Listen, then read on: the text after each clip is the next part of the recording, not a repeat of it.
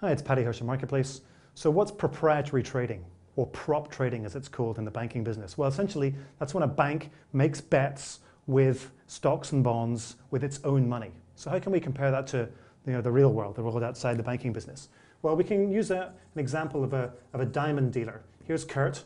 He's a very successful diamond dealer in Amsterdam, and his business is putting buyers and sellers together. Okay, so basically he has a buyer called Sean who lives in Dublin who wants say 2,000 diamonds, and he's got a seller whose name is Jules in France, and Jules has got 2,000 diamonds, and he basically puts Jules and Sean together, and he pockets a little bit of a commission in the middle. Okay, that's essentially what a diamond dealer or a diamond broker does.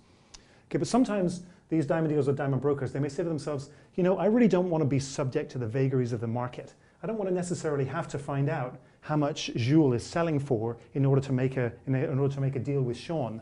Maybe the price is high and I want to undercut the market because there's a lot of competition out there. So what he does is he gets a bunch of inventory. He basically creates a little diamond store, okay, and he has a bunch of inventory in there. And what he can do with that is he can then say to Sean, I've got 2,000 diamonds here, you can buy them from me at whatever price I decide, as opposed to going to the market. The problem with inventory, though, is basically it's a bet. When you have say he buys 2,000 diamonds to put in his diamond store, he's basically betting two things. Firstly, that there's going to be a lot of demand from buyers, and secondly, that the price of diamonds is going to go up. Otherwise, he's going to lose money.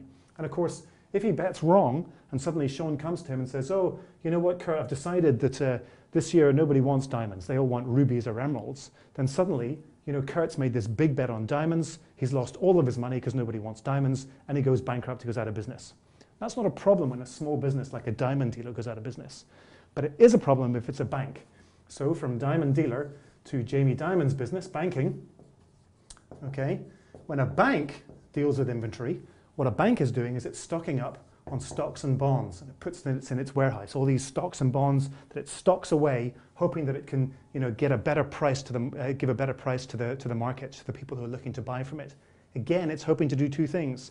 It's hoping that there's going to be a market for its stocks and bonds, it's making that bet, and it's also betting that the price of those securities that it's hoarding in its inventory is going to go up. And of course, what happens if it makes a big bet and it goes wrong and the price of those securities falls? Well, a couple of things happen. Firstly, it may have to eat into the cushion that it's got, which is, of course, depositors' money.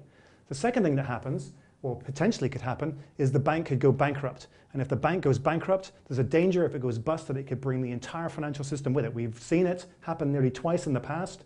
There's a danger it could happen again. And that's what regulators are really, really keen to avoid. Because if it does go bust, and it does bring everybody down with it, what happens? That's right, a big bailout.